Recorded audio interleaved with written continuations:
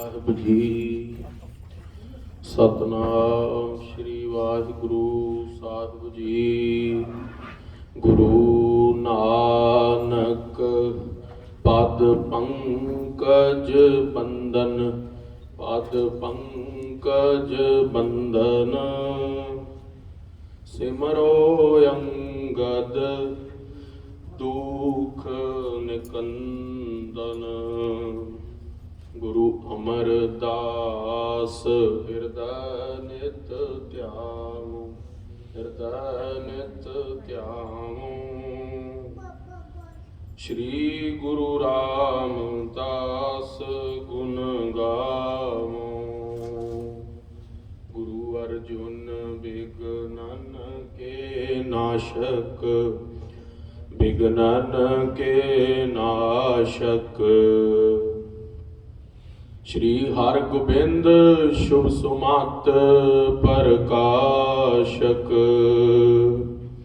श्री हर राय नमो कर जोरी, नमो कर जोरी। श्री हर कृष्ण मनाओ बहोरी। गुर तेग बहादुर परम किरपाला, सतगुर परम किरपाला। श्री गुरु गोबिंद सिंह बिसाला।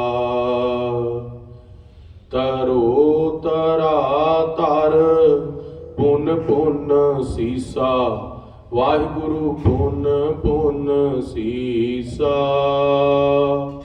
बंदो बार बार जगदीशा। एक अंकारा सतगुरु तेह प्रसाद सच होए।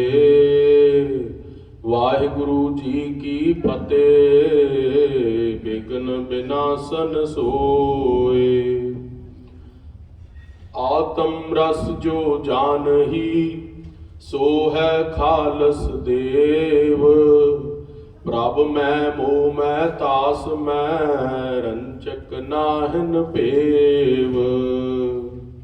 कहाँ बुद्ध प्रभ तुच्छ हमारी, बरन सकै महिमा जो तिहारी। हम ना सकत कर सिफत तुम्हारी, आप लेहो तुम कथा सुधारी। हम ना सकत कर सिफत तुम्हारी, आप लेहो तुम कथा सुधारी। दोहरा सुपते निस्मह सतगुरु, मन भावत कर खान। अमृत वेला मह उठे, कीनो सोच इशनान। वाहिगुरु जी का खालसा, वाहिगुरु जी की फतेह। वालिए दो जहान, शब्दावतार कलयुग दे जहाज। धन धन धन शब्दावतार सतगुरु सच्चे पातशाह श्री गुरु ग्रंथ साहिब महाराज जी की पावन पवित्र हजूरी का आनंद मान रही गुरु का खास रूप गुरु सवारी गुरु खालसा साध संगत जी। आप जी ने बहुत प्रेम दे नाल रागी ਸਿੰਘਾਂ पासों अमृतमयी गुरबाणी का कीर्तन सरवण किया है। ਹੁਣ जिस तरह गुरुद्वारा जोत प्रकाश की मर्यादा अनुसार कीर्तन तो बाद कथा की मर्यादा है। गुरबाणी का कीर्तन अमृत की तेज मीह वरदा है, उसके अंदर हिरदा शांत हो जाता है। गुरबाणी की कथा जो है वो चिम्मा चिम्मा मीह है, जो हिरदे दे अंदर कणी टिक जावे ते अमृत नाम की प्राप्ति हुंदी है। हर कीआं कथा कहानियां गुरमीत सुनाइयां, बलिहारी गुर अपने गुर कौं बल जाइयां। ਕਥਾ ਸੁਣਨ ਦੇ ਨਾਲ ਮਨ ਦੀ ਸਾਰੀ ਮੈਲ ਸਤਿਗੁਰੂ ਸੱਚੇ ਪਾਤਸ਼ਾਹ ਕੱਟ ਦਿੰਦੇ ਨੇ। ਸਤਿਗੁਰੂ ਗੁਰੂ ਗਰੀਬ ਨਿਵਾਜ ਦੇ ਅੰਦਰ ਇਹ ਬਿਰਧ ਹੈ, ਜੋ ਸਰਣ ਆਵੈ ਤਿਸ ਕੰਠ ਲਾਵੈ, ਇਹ ਬਿਰਧ ਸੁਆਮੀ ਸੰਦਾ। ਕਲਗੀਧਰ ਪਾਤਸ਼ਾਹ ਧੰਨ ਸ਼੍ਰੀ ਗੁਰੂ ਗੋਬਿੰਦ ਸਿੰਘ ਮਹਾਰਾਜ ਦਾ ਪਾਵਨ ਪਵਿੱਤਰ ਇਤਿਹਾਸ ਸ਼੍ਰੀ ਗੁਰਪ੍ਰਤਾਪ ਸੂਰਜ ਗ੍ਰੰਥ ਦੇ ਅੰਦਰ ਸ਼੍ਰੋਮਣੀ ਕਵੀ ਕਵੀਰਾਜ ਭਾਈ ਸੰਤੋਖ ਸਿੰਘ ਜੀ ਨੇ ਆਪਣੀ ਰਸਨਾ ਨਾਲ ਕਲਮਬੰਦ ਕੀਤਾ ਹੈ। ਕਵੀਰਾਜ ਭਾਈ ਸਾਹਿਬ ਭਾਈ ਸੰਤੋਖ ਸਿੰਘ ਜੀ ਨੇ ਇਹ ਸਾਰਾ ਇਤਿਹਾਸ 12 ਰਾਸਾਂ ਦੇ ਅੰਦਰ 6 ਰੁੱਤ ਤੇ 2 ਐਨ ਦੇ ਅੰਦਰ ਲਿਖਿਆ ਹੈ।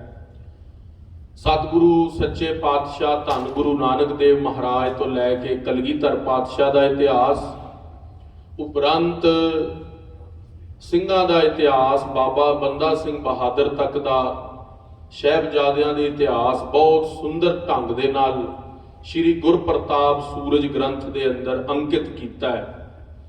ਪੰਥ ਦੇ ਕੋਲ ਬਹੁਤ ਮਹਾਨ ਦੇਣ ਕਵੀਰਾਜ ਭਾਈ ਸੰਤੋਖ ਸਿੰਘ ਜੀ ਨੇ ਗੁਰ ਇਤਿਹਾਸ ਦੀ ਦਿੱਤੀ ਹੈ। ਸ਼ਾਮਾਂ ਨੂੰ ਦੀਵਾਨਾਂ ਦੇ ਅੰਦਰ ਇਹ ਮਰਿਆਦਾ ਹੈ ਕਿ ਗੁਰ ਇਤਿਹਾਸ ਦੀ ਕਥਾ ਹੁੰਦੀ ਹੈ। ਅੰਮ੍ਰਿਤ ਵੇਲੇ ਗੁਰਬਾਣੀ ਦੀ ਕਥਾ ਦੀ ਵਿਚਾਰ ਦੀ ਮਰਿਆਦਾ ਹੈ। ਸੰਤ ਮਹਾਪੁਰਸ਼ ਆਦਿ ਤੋਂ ਹੀ ਇਹ ਮਰਿਆਦਾ ਨੂੰ ਨਿਭਾਉਂਦੇ ਆਏ ਨੇ ਆਪਣੇ ਜੀਵਨ ਦੇ ਅੰਦਰ। ਵੱਡੇ ਮਹਾਪੁਰਖ ਸੰਤ ਗੁਰਬਚਨ ਸਿੰਘ ਜੀ ਖਾਲਸਾ ਪਿੰਡਰਾਂ ਵਾਲੇ ਦਮਦਮੀ ਟਕਸਾਲ ਦੇ 12ਵੇਂ ਮੁਖੀ, ਜਿਨ੍ਹਾਂ ਦੀ ਪੰਥ ਨੂੰ ਬਹੁਤ ਵੱਡੀ ਦੇਣ ਹੈ, ਉਹਨਾਂ ਨੇ ਵੀ ਆਪਣੀ ਰਿਕਾਰਡਿੰਗਾਂ ਅੱਜ ਤੱਕ ਨੈਟ ਤੇ ਮੌਜੂਦ ਨੇ। ਉਹਨਾਂ ਨੇ ਵੀ ਪੰਥ ਦੇ ਅੰਦਰ ਵਿਦਿਆਰਥੀਆਂ ਨੂੰ ਆਪਣਾ ਸਾਰਾ ਹੀ ਜੀਵਨ ਵਿੱਦਿਆ ਪੜ੍ਹਾਈ ਹੈ ਤੇ ਕਥਾ ਸੁਣ ਕੇ ਸੁਣਾ ਕੇ ਜੀਵਨ ਬਤੀਤ ਕੀਤਾ ਹੈ। ਉਹਨਾਂ ਦੇ ਵਿਦਿਆ ਗੁਰੂ ਸੰਤ ਬਿਸ਼ਨ ਸਿੰਘ ਜੀ ਮੁਰਾਲੇ ਵਾਲੇ, ਉਹਨਾਂ ਦੇ ਪਿਤਾ ਜੀ ਸੰਤ ਬਾਬਾ ਰੂੜ ਸਿੰਘ ਜੀ, ਮਾਤਾ ਆਨੰਦ ਕੌਰ ਜੀ, ਉਹਨਾਂ ਨੂੰ ਇਹੀਓ ਗੁੜਤੀ ਦਿੰਦੇ ਰਹੇ ਵੀ ਗੁਰਬਾਣੀ ਤੋਂ ਉੱਤੇ ਸੰਸਾਰ ਦੇ ਉੱਤੇ ਕੋਈ ਚੀਜ਼ ਨਹੀਂ। ਵੱਡੇ ਮਹਾਪੁਰਖ ਸੰਤ ਗੁਰਬਚਨ ਸਿੰਘ ਜੀ ਖਾਲਸਾ ਪਿੰਡਰਾਂ ਵਾਲੇ, ਉਹਨਾਂ ਦੇ 7ਵੇਂ ਥਾਂ ਦੇ ਉੱਤੇ ਜੋ ਬਜ਼ੁਰਗ ਸੀਗੇ, ਜਦੋਂ ਕਲਗੀਧਰ ਪਾਤਸ਼ਾਹ ਉਹਨਾਂ ਦੇ ਪਿੰਡ ਵਿੱਚ ਆਏ, ਅਖਾੜਾ ਨਗਰ ਦੇ ਅੰਦਰ ਜਗਰਾਉਂ ਤਹਿਸੀਲ ਦੇ ਅੰਦਰ, ਜਦੋਂ ਕਲਗੀਧਰ ਪਾਤਸ਼ਾਹ ਮਾਛੀਵਾੜੇ ਦੇ ਜੰਗਲਾਂ ਚੋਂ ਲੰਘ ਕੇ ਅਖਾੜੇ ਨਗਰ ਦੇ ਅੰਦਰ ਆਏ, ਮਾਤਾ ਸੇਵਾ ਜੀ ਸੀਗੇ 7ਵੀਂ ਥਾਂ ਦੇ ਉੱਤੇ। ਮਾਤਾ ਸੇਵਾ ਜੀ ਨੇ ਕਿਹਾ, ਕਲਗੀਧਰ ਪਾਤਸ਼ਾਹ ਸਾਡੇ ਪਿੰਡ ਦੇ ਅੰਦਰ ਕੋਈ ਬ੍ਰਹਮ ਗਿਆਨੀ ਮਹਾਪੁਰਸ਼ ਸਾਡੀ ਕੁਲ ਦੇ ਅੰਦਰ ਅਵਤਾਰ ਧਾਰੇ, ਸਾਡੀ ਕੁਲ ਦਾ ਉਧਾਰ ਹੋਵੇ। ਕਿਉਂਕਿ ਆਪ ਜੀ ਦੇ ਬਚਨ ਨੇ ਕਿ ਜੇ ਕੋਈ ਭਗਤ ਕੁਲ ਦੇ ਅੰਦਰ ਆ ਜਾਂਦਾ ਉਹ 21 ਕੁਲਾਂ ਦਾ ਉਧਾਰ ਕਰ ਦਿੰਦਾ ਹੈ। 7 ਸਹੁਰਿਆਂ ਦੀਆਂ, 7 ਆਪਣੀਆਂ, 7 ਨਾਨਕਿਆਂ ਦੀਆਂ।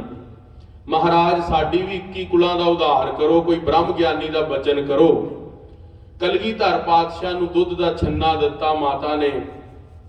ਮਾਤਾ ਸੇਵਾ ਜੀ ਦੀ ਸੇਵਾ ਤੋਂ ਕਲਗੀਧਰ ਪਾਤਸ਼ਾਹ ਖੁਸ਼ ਹੋਏ। ਕਲਗੀਧਰ ਪਾਤਸ਼ਾਹ ਨੇ ਬਚਨ ਕੀਤਾ, ਮਾਤਾ ਤੁਹਾਡੇ ਘਰ ਦੇ ਅੰਦਰ ਤੁਹਾਡੀ 7ਵੀਂ ਥਾਂ ਦੇ ਉੱਤੇ ਸਾਡੇ ਬਚਨ ਨੇ ਇੱਕ ਮਹਾਬਲੀ ਯੋਧਾ ਆਵੇਗਾ ਜੋ ਸਿੰਘਾਂ ਨੂੰ ਗੁਰਬਾਣੀ ਦੇ ਨਾਲ ਜੋੜੇਗਾ।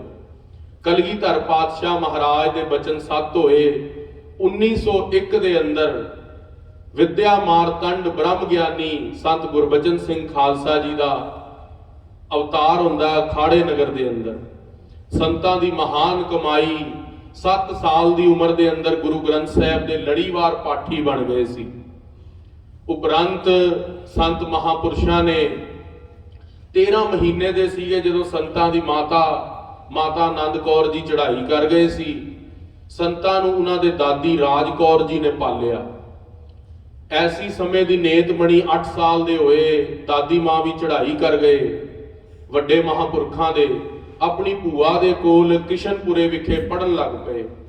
ਉੱਥੇ ਦੇ ਗ੍ਰੰਥੀ ਸਿੰਘ ਨੇ ਬਹੁਤ ਵਧੀਆ ਤਰ੍ਹਾਂ ਪੜ੍ਹਾਇਆ ਤੇ ਸੰਤ ਜੀ ਆਦਿ ਗੁਰੂ ਗ੍ਰੰਥ ਸਾਹਿਬ ਜੀ, ਦਸਮ ਗ੍ਰੰਥ ਸਾਹਿਬ ਜੀ, ਸਰਬਲੋਕ ਗ੍ਰੰਥ ਸਾਹਿਬ ਜੀ, ਸ਼੍ਰੀ ਗੁਰਪ੍ਰਤਾਪ ਸੂਰਜ ਗ੍ਰੰਥ ਦੇ ਬਹੁਤ ਮਹਾਨ ਵਿਦਵਾਨ ਗਿਆਨੀ ਬਣ ਗਏ। 17 ਸਾਲ ਦੀ ਉਮਰ ਦੇ ਅੰਦਰ ਸੰਤ ਜੀ ਕਥਾ ਦੇ ਅੰਦਰ ਨਿਪੁੰਨ ਹੋ ਗਏ। ਸੰਤਾਂ ਨੂੰ ਫੇਰ ਵੱਡੇ ਮਹਾਂਪੁਰਖ ਸੰਤ ਬਿਸ਼ਨ ਸਿੰਘ ਜੀ ਮੁਰਾਲੇ ਵਾਲਿਆਂ ਨਾਲ ਮੇਲ ਹੋਇਆ। ਸੰਸਕ੍ਰਿਤ ਦੇ ਗ੍ਰੰਥ ਵੀ ਪੜ੍ਹ ਚੁੱਕੇ ਸੀਗੇ। ਸੰਤ ਬਿਸ਼ਨ ਸਿੰਘ ਜੀ ਮੁਰਾਲੇ ਵਾਲਿਆਂ ਨੇ ਨਾਮ ਦੀ ਦਾਤ ਦੀ ਬਖਸ਼ਿਸ਼ ਕੀਤੀ, ਸੇਵਾ ਵੱਲ ਜੋੜਿਆ। ਕਿਹਾ ਭੁਜੰਗੀ ਸਿੰਘਾਂ ਨੂੰ ਗੁਰਬਾਣੀ ਪੜ੍ਹਾਇਆ ਕਰ, ਕਿਉਂਕਿ ਗੁਰਬਾਣੀ ਤੋਂ ਉੱਤੇ ਕਿਸੇ ਨੂੰ ਪੜ੍ਹਾਉਣ ਤੋਂ ਵੱਡਾ ਕੋਈ ਵੀ ਪੁੰਨ ਨਹੀਂ। ਗੁਰਸੰਗਤ ਜੀ, ਭਾਈ ਗੁਰਦਾਸ ਜੀ ਨੇ ਆਪਣੀ ਬਾਣੀ ਦੇ ਅੰਦਰ ਲਿਖਿਆ ਹੈ, जैसे सात मंदिर कंचन के उसार दीने, तैसा पुन एक गुरसिख को शब्द पढ़ाएगा। सत मंदिर सोने दे बना के दान कर दईए, तिसे गुरसिख नूं जपजी साहब दा पाठ सिखा दईए। ਉਹ 7 ਮੰਦਰ ਸੋਨੇ ਦੇ ਦਾਨ ਕਰਨ ਦੇ ਬਰਾਬਰ ਦਾ ਫਲ ਹੈ ਜੇ ਕਿਸੇ ਗੁਰਸਿੱਖ ਨੂੰ ਗੁਰਬਾਣੀ ਦਾ ਸ਼ਬਦ ਪੜ੍ਹਾਈਏ। ਸਭ ਤੋਂ ਸਰਵੋਤਮ ਦਾਨ ਬ੍ਰਹਮ ਵਿਦਿਆ ਦਾ ਦਾਨ ਹੈ। ਕੋਈ ਕਿਸੇ ਨੂੰ ਪੈਸਾ ਲੀੜਾ ਦੇ ਦਿੰਦਾ ਹੈ, ਅਨਾਜ ਦੇ ਦਿੰਦਾ ਹੈ, ਬਹੁਤ ਚੰਗੀ ਗੱਲ ਹੈ, ਪਰ ਬ੍ਰਹਮ ਵਿਦਿਆ ਦਾ ਦਾਨ ਸਰਵੋਤਮ ਦਾਨ ਹੈ। ਉਸ ਦਾਨ ਤੋਂ ਉੱਤੇ ਧਰਤੀ ਦੇ ਉੱਤੇ ਕੋਈ ਦਾਨ ਨਹੀਂ। ਕਲਗੀਧਰ ਪਾਤਸ਼ਾਹ ਮਹਾਰਾਜ ਦੇ ਬਚਨ ਦੇ ਨਾਲ ਸੰਤ ਗੁਰਬਚਨ ਸਿੰਘ ਜੀ ਖਾਲਸਾ ਜੀ ਇਸ ਪ੍ਰਕਾਰ ਵਿਦਿਆ ਦੇ ਅੰਦਰ ਨਿਪੁੰਨ ਹੋਏ।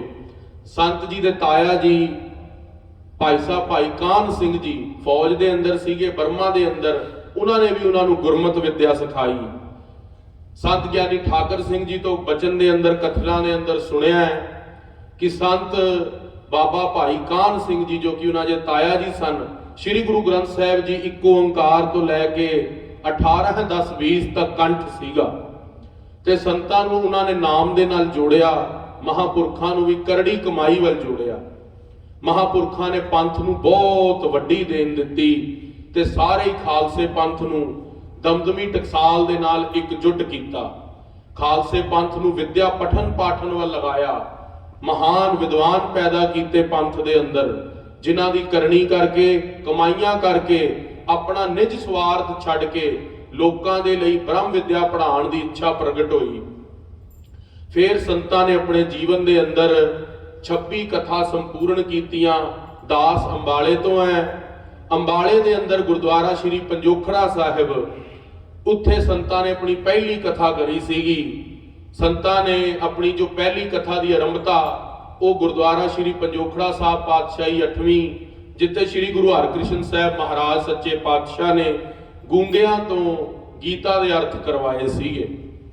ਸੰਤਾਂ ਨੇ 26 ਕਥਾ ਸੰਪੂਰਨ ਕਰਕੇ 1667 ਵਿਖੇ ਸੰਤ ਫਿਰ ਚੜ੍ਹਾਈ ਕਰ ਗਏ, ਜੋਤੀ ਜੋਤ ਸਮਾਏ। ਤੇ ਉਹੀ ਮਰਿਆਦਾ ਦੇ ਅਨੁਸਾਰ ਅੱਜ ਥਾਂ ਥਾਂ ਤੇ ਗੁਰਦੁਆਰੇ ਬਣੇ ਨੇ। ਉਹਨਾਂ ਦੀ ਯਾਦ ਦੇ ਅੰਦਰ ਸਾਰਾ ਪੰਥ ਉਹਨਾਂ ਦੇ ਅੱਗੇ ਝੁਕਦਾ ਹੈ। ਉਹਨਾਂ ਦੀ ਕਮਾਈਆਂ ਨੂੰ, ਮਹਾਪੁਰਖਾਂ ਦੀਆਂ ਨੂੰ ਪ੍ਰਣਾਮ ਹੈ। ਸੋ ਰਹੋ ਵਿਚਾਰ ਖਾਲਸਾ ਜੀ, ਸ਼ਾਮਾਂ ਦੇ ਦੀਵਾਨ ਦੇ ਅੰਦਰ ਸ਼੍ਰੀ ਗੁਰੂ ਪ੍ਰਤਾਪ ਸੂਰਜ ਗ੍ਰੰਥ ਦੀ ਕਥਾ ਚੱਲਦੀ ਹੈ। ਕਥਾ ਦਾ ਪ੍ਰਕਰਨ ਚੱਲ ਰਿਹਾ ਹੈ ਕਲਗੀਧਰ ਪਾਤਸ਼ਾਹ ਸ਼੍ਰੀ ਗੁਰੂ ਗੋਬਿੰਦ ਸਿੰਘ ਮਹਾਰਾਜ ਸੱਚੇ ਪਾਤਸ਼ਾਹ ਜੀ ਦੇ ਦਰਬਾਰ ਦੇ ਅੰਦਰ 52 ਕਵੀ ਹੋਏ ਨੇ। ਆਪ ਸਾਰੇ ਜਾਣਦੇ ਹੋ, ਪੌਂਟਾ ਸਾਹਿਬ ਦੀ ਧਰਤੀ ਦੇ ਉੱਤੇ ਉਹ ਬਾਜਾਂ ਵਾਲੇ ਸਤਿਗੁਰੂ ਜਿਨ੍ਹਾਂ ਦੇ ਚਿਹਰੇ ਦੇ ਉੱਤੇ ਉਹ ਨੂਰ ਦਗਦਗ ਕਰਦਾ ਸੀ ਕਿ ਬੱਬਰ ਸ਼ੇਰ ਵੀ ਕਲਗੀਧਰ ਪਾਤਸ਼ਾਹ ਮਹਾਰਾਜ ਦੇ ਅੱਗੇ ਇੱਕ ਵਾਰੀ ਡਰ ਕੇ ਸਿਰ ਝੁਕਾ ਲੈਂਦਾ ਸੀ। ਉਹ ਕਲਗੀਧਰ ਪਾਤਸ਼ਾਹ ਮਹਾਰਾਜ ਜਿੱਥੇ ਸੂਰਮੀਰ ਯੋਧੇ ਸੀਗੇ, ਉਹਨਾਂ ਦੇ ਖੂਨ ਦੇ ਅੰਦਰ ਸ਼੍ਰੀ ਗੁਰੂ ਤੇਗ ਬਹਾਦਰ ਸਾਹਿਬ ਮਹਾਰਾਜ ਦਾ ਸ਼ਹੀਦੀ ਖੂਨ ਦੌੜਦਾ ਸੀ, ਉੱਥੇ ਹੀ ਕਲਗੀਧਰ ਪਾਤਸ਼ਾਹ ਮਹਾਰਾਜ ਸਾਹਿਤਯ ਦੇ ਬਹੁਤ ਵੱਡੇ ਦੇਣਦਾਰ ਸੀਗੇ। ਕਲਗੀਧਰ ਪਾਤਸ਼ਾਹ ਮਹਾਰਾਜ ਦੇ ਦਰਬਾਰ ਦੇ ਅੰਦਰ 52 ਕਵੀ ਸ਼ੋਭਦੇ ਸੀਗੇ, ਜਿਨ੍ਹਾਂ ਦੇ ਅੰਦਰੋਂ ਹਰ ਧਰਮ ਦੇ ਕਵੀ ਨੂੰ ਸਤਿਕਾਰ। ਗੁਰੂ ਘਰ ਦੇ ਅੰਦਰ ਤੇ ਨੇਮ ਹੈ ਅਵਲ ਅੱਲਾਹ ਨੂਰ ਪਾਇਆ, ਕੁਦਰਤ ਕੇ ਸਭ ਬੰਦੇ, ਏਕ ਨੂਰ ਤੇ ਸਭ ਜਗ ਉਪਜਿਆ, ਕੌਣ ਭਲੇ ਕੋ ਮੰਦੇ। ਕਲਗੀਧਰ ਪਾਤਸ਼ਾਹ ਮਹਾਰਾਜ ਦੇ ਦਰਬਾਰ ਦੇ ਅੰਦਰ ਬੇਅੰਤ ਕਵੀ ਸ਼ੋਭਦੇ। ਕਵੀ ਸੈਨਾਪਤੀ ਜੀ, ਕਵੀ ਭਾਈ ਗੁਰਦਾਸ ਜੀ, ਕਵੀ ਭਾਈ ਨੰਦ ਲਾਲ ਜੀ ਇਤਿਆਦਿਕ 52 ਕਵੀਆਂ ਤੋਂ ਕਲਗੀਧਰ ਪਾਤਸ਼ਾਹ ਨੇ ਸ਼੍ਰੀ ਅਨੰਦਪੁਰ ਸਾਹਿਬ ਦੀ ਧਰਤੀ ਤੇ ਦੀਵਾਨ ਸਜਵਾਇਆ। ਅੱਜ ਖਾਲਸਾ ਜੀ ਜਦੋਂ ਤੁਸੀਂ ਪੰਜਾਬ ਦੀ ਧਰਤੀ ਤੇ ਜਾਂਦੇ ਹੋ, ਹੋਲੇ ਮਹੱਲੇ ਦੇ ਉੱਤੇ ਕਲਗੀਧਰ ਪਾਤਸ਼ਾਹ ਮਹਾਰਾਜ ਦੇ ਬਚਨ ਨੇ ਜਦੋਂ ਅਨੰਦਪੁਰ ਸਾਹਿਬ ਛੱਡਿਆ ਸੀਗਾ। ਬਾਬਾ ਅਜੀਤ ਸਿੰਘ ਜੀ ਬੋਲੇ, ਮਹਾਰਾਜ ਕਲਗੀਧਰ ਪਾਤਸ਼ਾਹ ਨੇ ਕਿਹਾ ਵੀ ਅੱਗੇ ਨੂੰ ਚਾਲਾ ਮਾਰੋ, ਪਿੱਛੇ ਜ਼ਾਲਮ ਫੌਜਾਂ ਹਮਲਾ ਕਰ ਰਹੀਆਂ ਨੇ। ਤੇ ਬਾਬਾ ਅਜੀਤ ਸਿੰਘ ਜੀ ਬਾਰ-ਬਾਰ ਮੁੜ ਕੇ ਪਿੱਛੇ ਨੂੰ ਦੇਖਣ। ਕਲਗੀਧਰ ਪਾਤਸ਼ਾਹ ਨੇ ਭਾਈ ਬਚਿੱਤਰ ਸਿੰਘ ਨੂੰ ਕਿਹਾ, ਪੁੱਛੋ ਬਾਬਾ ਅਜੀਤ ਸਿੰਘ ਜੀ ਪਿੱਛੇ ਨੂੰ ਕਿਉਂ ਪੈਰ ਕਰਦੇ ਨੇ? ਜੰਗ ਦਾ ਸਮਾਂ ਬਣਨ ਵਾਲਾ ਹੈ, ਆਪਾਂ ਅੱਗੇ ਨੂੰ ਚਾਲਾ ਮਾਰਨਾ ਹੈ। ਕਲਗੀਧਰ ਪਾਤਸ਼ਾਹ ਮਹਾਰਾਜ ਨੇ ਦਾ ਸੁਨੇਹਾ ਲੈ ਕੇ ਭਾਈ ਬਚਿੱਤਰ ਸਿੰਘ ਨੇ ਸੰਤ ਬਾਬਾ ਅਜੀਤ ਸਿੰਘ ਜੀ ਨੂੰ ਕਿਹਾ, ਸਾਹਿਬਜ਼ਾਦਾ ਜੀ ਆਪ ਜੀ ਅੱਗੇ ਚਾਲਾ ਮਾਰੋ। ਕਲਗੀਧਰ ਪਾਤਸ਼ਾਹ ਦਾ ਬਚਨ ਹੈ, ਕਿਹਾ ਭਾਈ ਬਚਿੱਤਰ ਸਿੰਘ ਜੀ ਆਨੰਦਾਂ ਦੀ ਪੂਰੀ ਨਹੀਂ ਛੱਡੀ ਜਾਂਦੀ। ਜਿੱਥੇ ਸਾਡੀ ਦਾਦੀ ਮਾਂ ਨੇ ਸਾਨੂੰ ਗੋਦੀ ਦੇ ਅੰਦਰ ਪਿਆਰ ਦਿੱਤਾ ਹੈ, ਉਹ ਆਨੰਦਾਂ ਦੀ ਪੂਰੀ ਨਹੀਂ ਛੱਡੀ ਜਾਂਦੀ। ਕਲਗੀਧਰ ਪਾਤਸ਼ਾਹ ਮਹਾਰਾਜ ਕੋ ਸੁਨੇਹਾ ਲੈ ਕੇ ਭਾਈ ਬਚਿੱਤਰ ਸਿੰਘ ਜੀ ਜਦੋਂ ਪਹੁੰਚੇ ਤੇ ਕਲਗੀਧਰ ਪਾਤਸ਼ਾਹ ਮਹਾਰਾਜ ਨੇ ਬਚਨ ਕੀਤੇ, ਕਿਹਾ ਵੀ ਬਾਬਾ ਅਜੀਤ ਸਿੰਘ ਨੂੰ ਜਾ ਕੇ ਕਹੋ ਵੀ ਹਰ ਮੁਹੱਲੇ ਮਹੱਲੇ ਦੇ ਉੱਤੇ ਜਦੋਂ ਖਾਲਸਾ ਮਹੱਲੇ ਤੇ ਚੜੇਗਾ, ਅਸੀਂ ਘੋੜੇ ਤੇ ਸਵਾਰ ਸ਼ਹੀਦੀ ਫੌਜਾਂ ਦੇ ਨਾਲ ਸਾਰੇ ਖਾਲਸੇ ਦੇ ਨਾਲ ਦਰਸ਼ਨ ਦੀਦਾਰ ਮਹੱਲੇ ਦੇ ਅੰਦਰ ਦਵਾਂਗੇ। ਕਲਗੀਧਰ ਪਾਤਸ਼ਾਹ ਮਹਾਰਾਜ ਦਾ ਬਚਨ ਸੁਣ ਕੇ ਬਾਬਾ ਅਜੀਤ ਸਿੰਘ ਨੇ ਚਾਲਾ ਮਾਰਿਆ। ਉਹੀ ਆਨੰਦਾਂ ਦੀ ਪੁਰੀ ਦੇ ਅੰਦਰ ਖਾਲਸਾ ਜੀ ਸ੍ਰੀ ਅਨੰਦਪੁਰ ਸਾਹਿਬ ਦੇ ਪਹਿਲਾ ਬੇਅੰਤ ਨਾਮ ਨੇ। ਪਹਿਲਾ ਨਾਮ ਜੋ ਇਹਦਾ ਉਹ ਮਾਖੇ ਦੈਂਤ ਦੇ ਨਾਲ ਮਾਖੋਵਾਲ ਵੀ ਹੋਇਆ। ਜਦੋਂ ਕਲਗੀਧਰ ਪਾਤਸ਼ਾਹ ਨੇ, ਤੁਸੀਂ ਪਿੱਛੇ ਇਤਿਹਾਸ ਸੁਣ ਕੇ ਆਏ ਹੋ, ਸ੍ਰੀ ਗੁਰੂ ਤੇਗ ਬਹਾਦਰ ਸਾਹਿਬ ਨੇ ਰਾਜਾ ਰਾਮ ਰਾਏ ਦੀ ਘਰਵਾਲੀ ਤੋਂ ਇਹ ਜਗ੍ਹਾ ਮੁੱਲ ਖਰੀਦੀ ਸੀ, ਤਦੋਂ ਨਾਮ ਰੱਖਿਆ ਸੀ ਚੱਕ ਮਾਤਾ ਨਾਨਕੀ। ਗੁਰੂ ਤੇਗ ਬਹਾਦਰ ਸਾਹਿਬ ਮਹਾਰਾਜ ਨੇ ਆਪਣੇ ਮਾਤਾ ਦੇ ਨਾਮ ਦੇ ਉੱਤੇ ਨਗਰ ਦਾ ਨਾਮ ਰੱਖਿਆ ਸ੍ਰੀ ਅਨੰਦਪੁਰ ਸਾਹਿਬ। ਤੇ ਜਦੋਂ ਇੱਥੇ ਆਨੰਦ ਵਸ ਗਿਆ, ਸੰਗਤ ਵਸ ਗਈ, 52 ਜਾਤਾਂ ਮਹਾਰਾਜ ਗੁਰੂ ਤੇਗ ਬਹਾਦਰ ਸਾਹਿਬ ਨੇ ਵਸਾਈਆਂ, ਇਸ ਦਾ ਨਾਮ ਆਨੰਦਪੁਰੀ ਪੈ ਗਿਆ। ਜਦੋਂ ਕਲਗੀਧਰ ਪਾਤਸ਼ਾਹ ਨੇ 1699 ਵਿਸਾਖੀ ਵਾਲੇ ਦਿਨ ਅੰਮ੍ਰਿਤ ਕੀ ਦਾਤ ਖਾਲਸੇ ਨੂੰ ਦਿੱਤੀ, ਤਦੋਂ ਇਸ ਸਥਾਨ ਦਾ ਨਾਮ ਸ੍ਰੀ ਕੇਸਗੜ੍ਹ ਸਾਹਿਬ ਪਿਆ। ਉਹ ਅਨੰਦਪੁਰ ਸਾਹਿਬ ਦੀ ਧਰਤੀ ਦੇ ਉੱਤੇ 52 ਕਵੀ ਕਲਗੀਧਰ ਪਾਤਸ਼ਾਹ ਦੇ ਦਰਬਾਰ 'ਚ ਸ਼ੋਭ ਰਹੇ ਨੇ। ਇੱਕ ਪਾਸੇ ਮਹਾਰਾਜ ਦੇ ਯੋਧੇ ਸਿੰਘ ਖੜੇ ਨੇ, ਇੱਕ ਪਾਸੇ ਸਤਿਗੁਰਾਂ ਦੇ ਨਿਰਮਲੇ ਸਿੰਘ ਵਿਦਵਾਨ ਬੈਠੇ ਨੇ, ਇੱਕ ਪਾਸੇ ਸੰਤ ਸਮਾਜ ਬੈਠਾ ਹੈ। ਖਾਲਸਾ ਜੀ ਇਹ ਗੁਰੂ ਨਾਨਕ ਦੀ ਫੁਲਵਾੜੀ ਹੈ, ਇੱਥੇ ਕੋਈ ਇੱਕ ਸੰਪਰਦਾ ਨਹੀਂ ਸ਼ੋਭਦੀ। ਇਹ ਕਲਗੀਧਰ ਦਾ ਦਰਬਾਰ ਹੈ, ਇੱਥੇ ਬੇਅੰਤ ਸਿੱਖ ਸ਼ੋਭਦੇ ਨੇ। ਕੋਈ ਸਹਿਜਧਾਰੀ ਆਵੇ, ਕੋਈ ਮੁਸਲਮਾਨ ਆਵੇ, ਕੋਈ ਨਿਰਮਲਾ ਸਾਧੂ ਆਵੇ, ਕੋਈ ਸੰਤ ਸਮਾਜ ਤੋਂ ਆਵੇ, ਕਾਰ ਸੇਵਾ ਵਾਲਾ ਆਵੇ, ਕੋਈ ਮਿਸ਼ਨਰੀ ਆਵੇ, ਕੋਈ ਟਕਸਾਲੀ ਸਿੰਘ ਆਵੇ, ਇਸ ਗੁਰੂ ਘਰ ਦੇ ਅੰਦਰ ਸਾਰੇ ਅਸੀਂ ਉਸ ਕਲਗੀਧਰ ਪਾਤਸ਼ਾਹ ਦੇ ਪੁੱਤਰ ਹਾਂ। ਉਹ ਫਿਰਕੇ ਸਾਡੇ ਬਣਾਏ ਨੇ, ਗੁਰੂ ਦੀ ਨਿਗਾਹ ਦੇ ਅੰਦਰ ਕੋਈ ਫਰਕ ਨਹੀਂ। ਕਲਗੀਧਰ ਪਾਤਸ਼ਾਹ ਮਹਾਰਾਜ ਦੀ ਫੁੱਲਾਂ ਦੀ ਬਾਗਾਤ ਸ਼ੋਭ ਰਹੀ ਹੈ, ਸਿੱਖ ਸ਼ੋਭਾ ਪਾ ਰਹੇ ਨੇ, ਸਿੱਖ ਦਰਸ਼ਨ ਕਰ ਰਹੇ ਨੇ। ਮਹਾਰਾਜ ਅੰਮ੍ਰਿਤ ਵੇਲੇ ਇਸ਼ਨਾਨ ਕੀਤਾ, ਸੋਹਣੇ ਵਸਤਰ ਸਜਾਏ, ਸ਼ਸਤਰ ਵਸਤਰ ਸਜਾ ਕੇ ਦਰਬਾਰ ਦੇ ਅੰਦਰ ਸ੍ਰੀ ਅਨੰਦਪੁਰ ਸਾਹਿਬ ਕੇਸਗੜ੍ਹ ਸਾਹਿਬ ਤਖਤ ਦੇ ਉੱਤੇ ਸ਼ੋਭਾ ਪਾ ਰਹੇ ਨੇ। ਕਿਸ ਪ੍ਰਕਾਰ ਸਤਿਗੁਰੂ ਕਵੀਆਂ ਨੂੰ ਅੱਜ ਨਿਵਾਜਣ ਲੱਗੇ ਨੇ, ਆਓ ਬਚਨ ਸਰਵਣ ਕਰੀਏ। ਦੋਹਰਾ ਸੁਪਤੇ ਨਿਸਮਹਿ ਸਤਿਗੁਰੂ ਮਨ ਭਾਵਤ ਕਰ ਖਾਨ। ਅੰਮ੍ਰਿਤ ਵੇਲਾ ਮਹਿ ਉਠੇ ਕੀਨੋ ਸੋਚ ਇਸ਼ਨਾਨ। ਖਾਲਸਾ ਜੀ ਗੱਜ ਕੇ ਆਖਣਾ ਕਰੋ ਜੀ, ਸਤਨਾਮ ਸ਼੍ਰੀ ਵਾਹਿਗੁਰੂ। ਗੁਰਮੰਤਰ ਹੀਣਸ ਜੋ ਪ੍ਰਾਣੀ ਤ੍ਰਿਗੰਤ ਜਨਮ ਭ੍ਰਸ਼ਟਣੈ। ਕੂਕ ਰਹਿ ਸੂਕ ਰਹਿ ਗਰਦ ਪੈ ਕਾਕ ਹੈ ਸਰਪ ਨਹਿ ਤੁਲ ਖਲੈ। ਜਦੋਂ ਵੀ ਖਾਲਸਾ ਜੀ ਤੁਸੀਂ ਕਥਾ ਦੇ ਅੰਦਰ ਸੁਚੇਤ ਹੋ ਕੇ ਬੈਠੋ ਤੇ ਗੁਰਮੰਤਰ ਦਾ ਜਾਪ ਕਰਨਾ ਬਹੁਤ ਜ਼ਰੂਰੀ ਹੈ। ਵਾਹਿਗੁਰੂ ਮੰਤਰ ਨੂੰ ਆਪਣੇ ਹਿਰਦੇ ਦੇ ਅੰਦਰ ਜ਼ਰੂਰ ਚਲਾਓ। ਕਿਉਂ? ਗੁਰੂ ਅਰਜਨ ਦੇਵ ਮਹਾਰਾਜ ਸ਼ਲੋਕ ਸੰਸਕ੍ਰਿਤੀ 'ਚ ਬਚਨ ਕਰਦੇ ਨੇ, ਗੁਰਮੰਤਰ ਹੀਣਸ ਜੋ ਪ੍ਰਾਣੀ, ਜਿਹੜਾ ਵਿਅਕਤੀ ਗੁਰਮੰਤਰ ਦਾ ਜਾਪ ਨਹੀਂ ਕਰਦਾ, ਵਾਹਿਗੁਰੂ ਵਾਹਿਗੁਰੂ ਵਾਹਿਗੁਰੂ ਨਹੀਂ ਜਪਦਾ, ਤ੍ਰਿਗੰਤ ਜਨਮ ਭ੍ਰਸ਼ਟਣੈ, ਤ੍ਰਿਗਿਆ ਉਸ ਦਾ ਜਨਮ। ਕੂਕ ਰਹਿ, ਉਹ ਕਿਹੜੀ ਕਿਹੜੀ ਜੂਨਾਂ 'ਚ ਪੈਂਦਾ? ਕੂਕਰ ਦੀ ਜੂਨ 'ਚ। ਸੂਕ ਰਹਿ, ਸੂਕਰਾਂ ਦੀ ਜੂਨਾਂ ਦੇ ਅੰਦਰ, ਸੂਅਰ ਦੀ ਜੂਨ 'ਚ।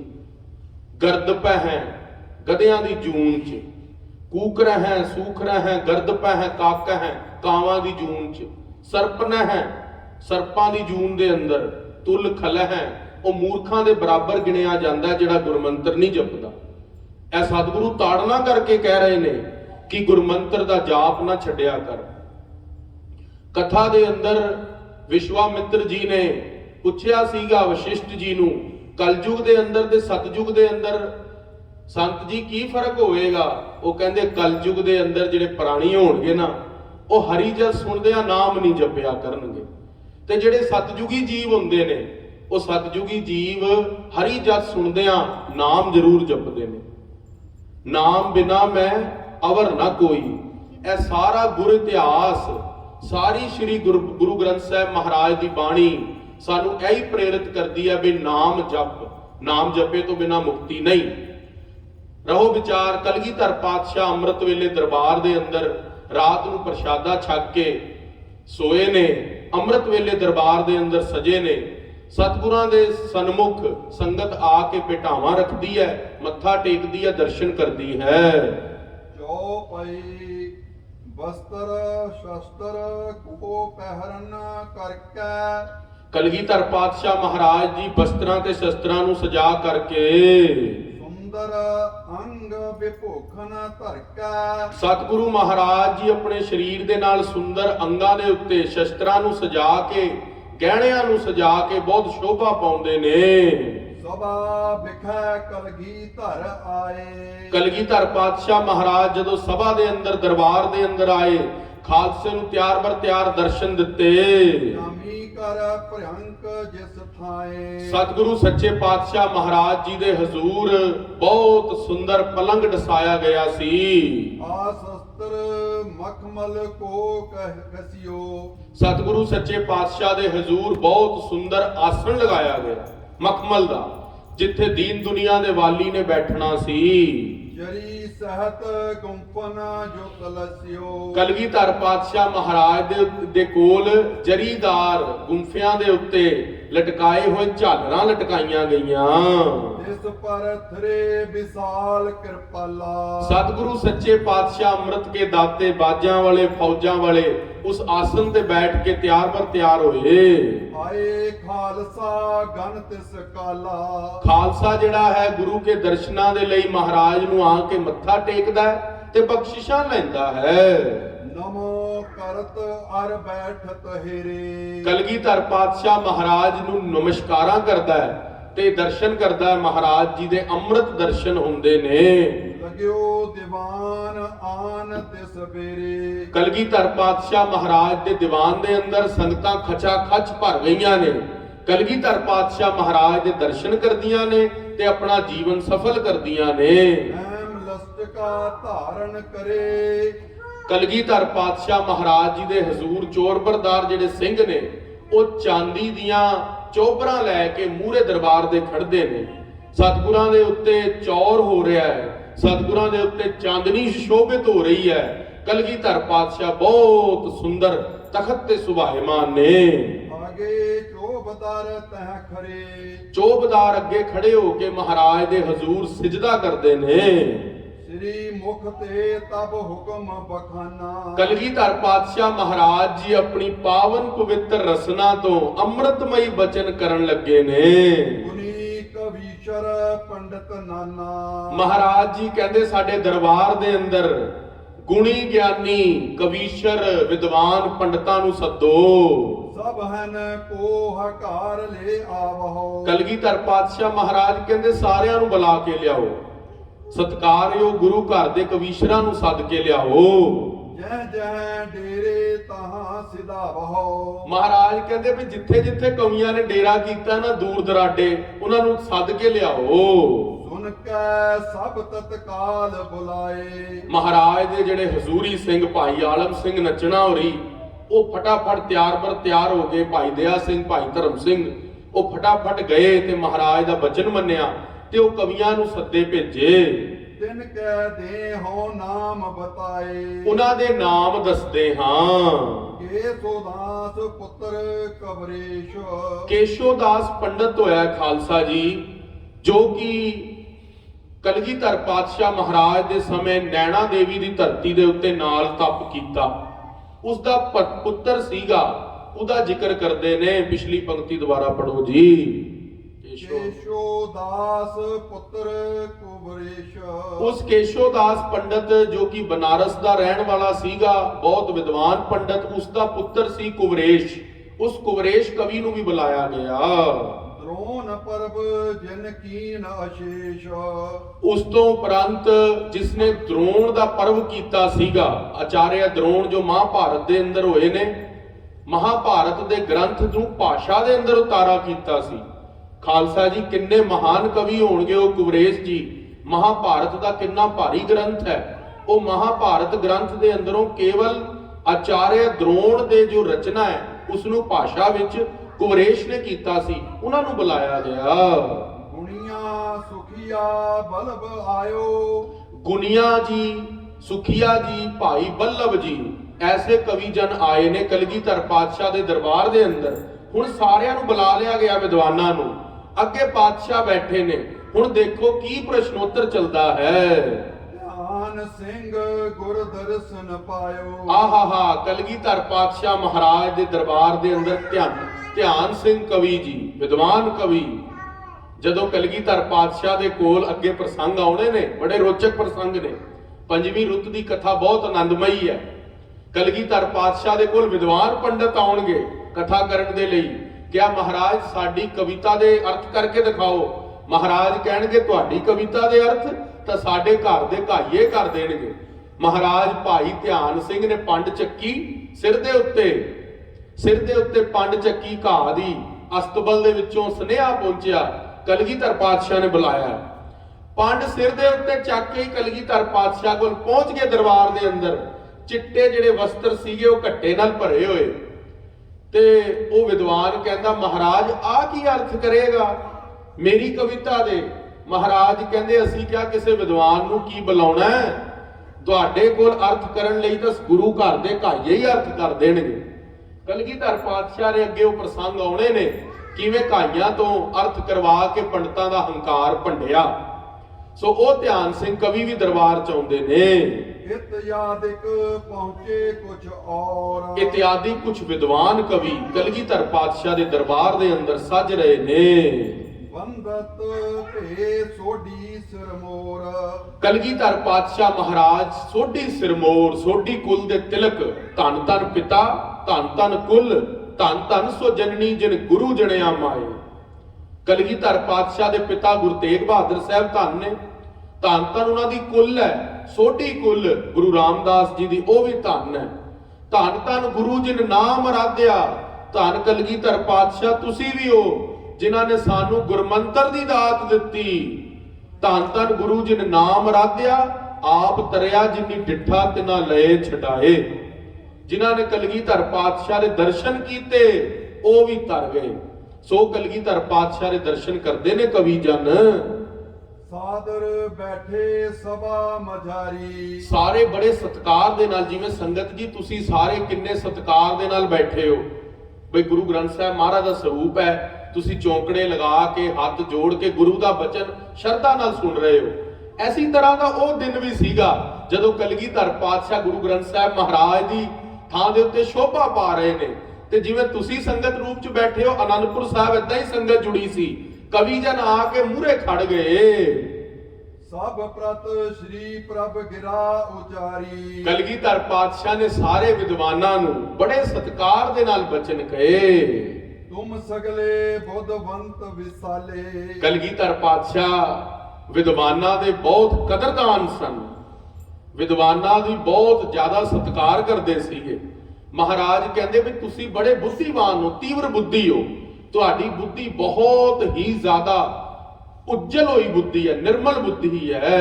करहो विचारन विद्या जाले ਤੁਸੀਂ ਵਿਦਿਆ ਦੀ ਵਿਚਾਰ ਕਰੋ। ਅਸੀਂ ਕੁਝ ਪ੍ਰਸ਼ਨ ਪੁੱਛਣਾ ਚਾਹੁੰਦੇ ਆ, ਸੰਗਤ ਨੂੰ ਕੁਝ ਸ਼ੰਕੇ ਖੋਲੋ।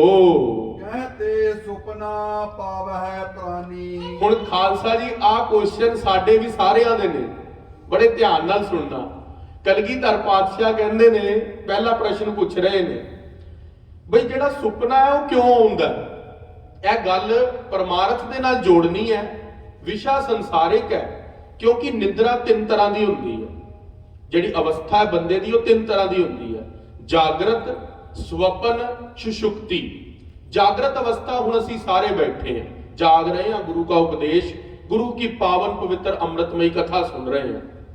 दूसरी है ਸਵਪਨ ਅਵਸਥਾ, ਜਦੋਂ ਅਸੀਂ ਜਾਗ ਘਰ ਜਾਂਦੇ ਆ, ਆਰਾਮ ਚਾਹੁੰਦੇ ਆ, ਕੰਮ ਤੋਂ 8 ਘੰਟੇ ਜਾਈਦਾ, ਸੋਈਦਾ, ਨੀਂਦਰ ਆ ਜਾਂਦੀ ਹੈ, ਸੁਪਨ ਅਵਸਥਾ 'ਚ ਚਲੇ ਜਾਈਦਾ, ਸੁਪਨਾ ਦੇਖਦੇ ਆ, ਉਹਨੂੰ ਸੁਪਨ ਅਵਸਥਾ ਕਹਿੰਦੇ ਆ। ਜਾਗਰਤ, ਦੂਸਰੀ ਸੁਪਨ, ਤੀਸਰੀ ਸੁਸ਼ੁਪਤੀ ਅਵਸਥਾ ਹੈ।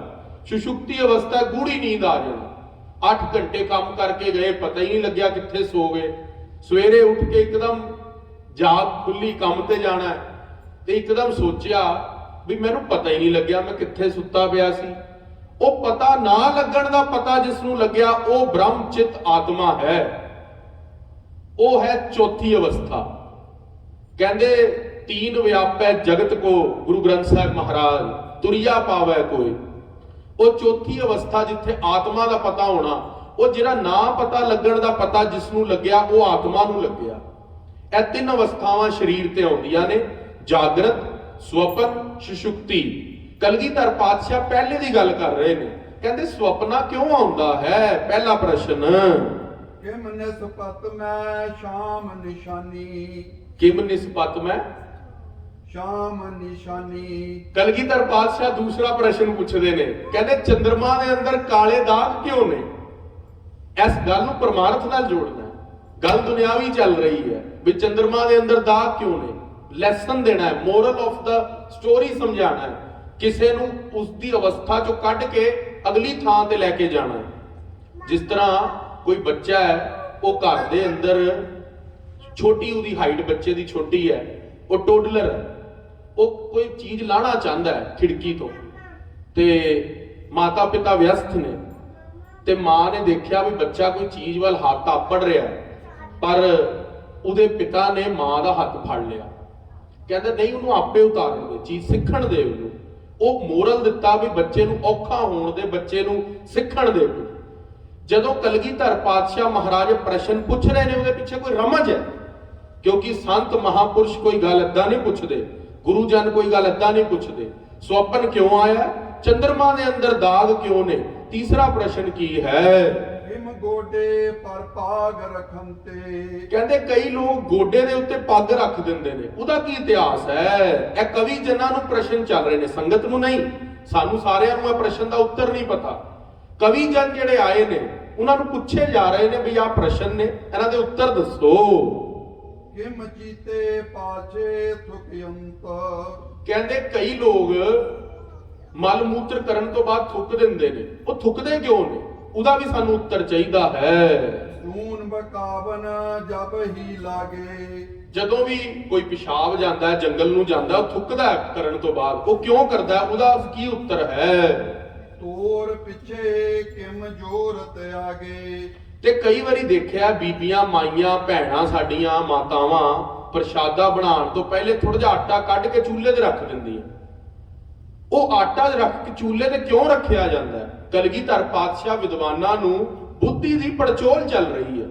ਇਹ ਜਿਹੜੀ ਬੁੱਧੀ ਹੈ, ਇਸ ਨੂੰ ਘੁਮਾਇਆ ਜਾ ਰਿਹਾ ਵੀ ਬੁੱਧੀ ਜਿਹੜੀ ਹੈ ਉਹ ਫਿਰਕ ਕੇ ਪੁੱਛੇ ਵੀ ਕੀ ਆ ਗੱਲ ਹੈ। ਇਹ ਸਾਡੇ ਸਾਰਿਆਂ ਦਾ ਕੁਐਸਚਨ ਹੈ ਵੀ ਕਿਉਂ ਮਾਤਾਵਾਂ ਭੈਣਾਂ ਆਟਾ ਕੱਢਦੀਆਂ ਨੇ। ਰੁਖ ਬਗੈਰ ਕਿਉਂ ਬੋਲਣ ਕਰ ਹੈ। ਕਹਿੰਦੇ ਕਈ ਬੰਦੇ ਰੁੱਖਾ ਸੁਭਾਵ, ਬੋਲਣ ਤੋਂ ਬਗੈਰ ਰਹਿ ਨਹੀਂ ਸਕਦੇ। ਉਹਨਾਂ ਦਾ ਕੀ ਉੱਤਰ ਹੈ? ਕਿਉਂ ਨਹੀਂ ਰਹਿ ਸਕਦੇ ਰੁੱਖਾ ਬੋਲਣ ਤੋਂ ਬਿਨਾ? ਧਨ ਟੰਕਾਰ ਕਰੈ ਕਿਉਂ ਨਰ ਹੈ। ਤੇ ਹਾਂਜੀ, ਦੁਬਾਰਾ ਪੜੋ ਜੀ। ਧਨ ਟੰਕਾਰ ਕਰੈ ਕਿਉਂ ਨਰ ਹੈ। ਕਹਿੰਦੇ ਧਨੁਸ਼ ਵੀਰ ਕੋਈ ਜਵਾਨ ਜਦੋਂ ਜਾਂਦਾ ਹੈ, ਤੁਸੀਂ ਟੀਵੀ ਦੇ ਅੰਦਰ ਮਹਾਭਾਰਤ ਦੇਖੀ ਹੈ, ਇੰਡੀਆ ਦੇ ਅੰਦਰ ਆਮ ਸੀਰੀਅਲਸ ਦੇ ਅੰਦਰ ਆਉਂਦੀ ਸੀ, ਤੇ ਜਦੋਂ ਵੀ ਕੋਈ ਜੰਗ ਤੇ ਜਾਂਦਾ ਸੀ ਤੇ ਉਹ ਆਪਣੇ ਇੰਦਰ ਧਨੁਸ਼ ਦੀ ਜਿਹੜੀ ਕਮਾਣੀ ਸੀ ਉਹਨੂੰ ਜ਼ੋਰ ਨਾਲ ਛੱਡਦਾ ਸੀ, ਤੇ ਆਸਮਾਨ ਦੇ ਅੰਦਰ ਬੱਦਲ ਗਰਜਦਾ ਸੀ। ਕਲਗੀਧਰ ਪਾਤਸ਼ਾਹ ਕਹਿੰਦੇ ਵੀ ਜਿਹੜਾ ਯੋਧਾ ਹੈ ਉਹ ਟੰਕਾਰ ਕਿਉਂ ਛੱਡਦਾ ਹੈ? ਕਹੋ ਤਮਾਕੂ ਕਿਉਂ ਨਹਿ ਛੂ ਹੈ। ਤੇ ਜਿਹੜਾ ਖਾਲਸਾ ਹੈ ਗੁਰੂ ਦਾ, ਤੁਸੀਂ ਸਾਰੀ ਸੰਗਤ ਸਿੱਖ ਸੰਗਤ ਬੈਠੀ ਹੋ, ਉਹ ਖਾਲਸਾ ਤੰਬਾਕੂ ਕਿਉਂ ਨਹੀਂ ਖਾਉਂਦਾ? ਉਹਦਾ ਕੀ ਰੀਜ਼ਨ ਹੈ? ਉਹਦਾ ਕਾਰਨ ਕੀ ਹੈ? ਹੇ ਕਵੀ ਜਨੋ, ਉੱਤਰ ਦੱਸੋ ਮੈਨੂੰ। ਕਥਾ ਦਵਾਵਸ਼ੀ ਕਿਮ ਨਹਿ ਕਹੈ। ਕਿ ਦੁਆਦਵਸ਼ੀ ਵਾਲੇ ਦਿਨ ਮਹਾਭਾਰਤ ਦੀ ਕਥਾ ਨਹੀਂ ਹੁੰਦੀ। ਦੁਆਦਵਸ਼ੀ ਵਾਲੇ ਦਿਨ ਜਿਹੜੇ ਵਿਦਵਾਨ ਪੰਡਤ ਨੇ ਕਾਸ਼ੀ ਦੇ, ਉਹ ਕਥਾ ਨਹੀਂ ਕਰਦੇ। ਉਹਦਾ ਕੀ ਕਾਰਨ ਹੈ? ਈਮ ਸ਼੍ਰੀ ਸਤ ਗੁਰ ਤੇ ਸਭ ਸੁਨੈ। ਇਸ ਪ੍ਰਕਾਰ ਸਤਿਗੁਰੂ ਸੱਚੇ ਪਾਤਸ਼ਾਹ ਮਹਾਰਾਜ ਤੋਂ ਉਹ ਵਿਦਵਾਨ ਕਵੀਆਂ ਨੇ 8 ਪ੍ਰਸ਼ਨ ਸੁਣ ਲਏ। ਹੁਣ ਉਹ ਵਿਦਵਾਨ ਕਵੀ ਉੱਤਰ ਦੇਣਗੇ, ਉਹ ਸੰਗਤ ਜੀ ਸਰਵਣ ਕਰੋ। ਕਵ ਕੁਸ਼ ਰੇਸ਼ ਪ੍ਰਥਮ ਹੀ ਭਨੈ। ਸਭ ਤੋਂ ਪਹਿਲੇ ਕੇਸ਼ਵ ਦਾਸ ਦਾ ਵਿਦਵਾਨ ਪੁੱਤਰ ਕੁਵਰੇਸ਼, ਉਸਨੇ ਆ ਬਚਨ ਕਹੇ ਦੋਹਰਾ ਜੀ। ਖਾਏ ਸਕਲ ਰਸ ਅੰਨ ਤੇ ਦਪਟੇ ਨਾਰੀ ਭਾਵ। ਉਹ ਕਹਿੰਦੇ ਮਹਾਰਾਜ, ਕਿਸੇ ਬੰਦੇ ਨੂੰ ਸੁਪਨਾ ਇਸ ਕਰਕੇ ਆਉਂਦਾ ਹੈ ਕਿ ਜਦੋਂ ਵਿਅਕਤੀ ਰਾਤ ਨੂੰ ਅੰਨ ਖਾਂਦਾ ਹੈ, ਕੋਈ ਵੀ ਵਿਅਕਤੀ ਜਦੋਂ ਸੌਂਦਾ ਹੈ, ਉਹ ਅੰਨ ਖਾਂਦਾ ਹੈ, ਉਹ ਅੰਨ ਉਹਦੀ ਨਾੜੀਆਂ ਦੇ ਅੰਦਰ ਚਲਾ ਜਾਂਦਾ ਹੈ। ਅੰਨ ਨਾੜੀਆਂ ਦੇ ਅੰਦਰ ਜਾ ਕੇ ਨਾੜੀਆਂ ਦੇ ਉੱਤੇ ਦਬਾਅ ਪਾਉਂਦਾ ਹੈ, ਪ੍ਰੈਸ਼ਰ ਪਾਉਂਦਾ ਹੈ, ਉਹਦੀ ਨਾੜੀਆਂ ਰਿਲੈਕਸ ਹੋ ਜਾਂਦੀਆਂ। ਜਿਵੇਂ ਸਾਡੀਆਂ ਕੋਈ ਲੱਤਾਂ ਘੁੱਟਦਾ ਹੈ ਤੇ ਸਾਨੂੰ ਆਰਾਮ ਮਿਲਦਾ ਹੈ, ਸਾਡੀ ਨੀਂਦ ਅਵਸਥਾ ਪੈ ਜਾਂਦੀ ਹੈ। ਉਸੇ ਪ੍ਰਕਾਰ ਜਦੋਂ ਫੂਡ ਬਾਡੀ ਦੇ ਅੰਦਰ ਜਾਂਦਾ ਹੈ ਤੇ ਉਹ ਫੂਡ ਨਸਾਂ ਦੇ ਅੰਦਰ ਪ੍ਰੈਸ਼ਰ ਪਾ ਕੇ ਨਸਾਂ ਨੂੰ ਰਿਲੈਕਸ ਕਰਦਾ ਹੈ, એનર્ਜੀ ਦਿੰਦਾ ਹੈ, ਤੇ ਉਹ એનર્ਜੀ ਸਾਨੂੰ ਸੌਣ ਵੱਲ ਨੂੰ ਪ੍ਰੇਰਿਤ ਕਰਦੀ ਹੈ। ਤੇ ਉਹ ਕੁਵਰੇਸ਼ ਬੁੱਧੀਜੀਵੀ ਚੱਲ ਰਹੇ ਨੇ, ਬੁੱਧੀਜੀਵੀ ਆਪਣਾ ਆਪਣਾ ਉੱਤਰ ਦੇ ਰਹੇ ਨੇ। ਕੂਮ ਨੀਂਦ ਪੀਛੇ ਪਚੇ ਜੀਵ ਕਲਾ ਛੁੱਟ ਦਾਵਾ।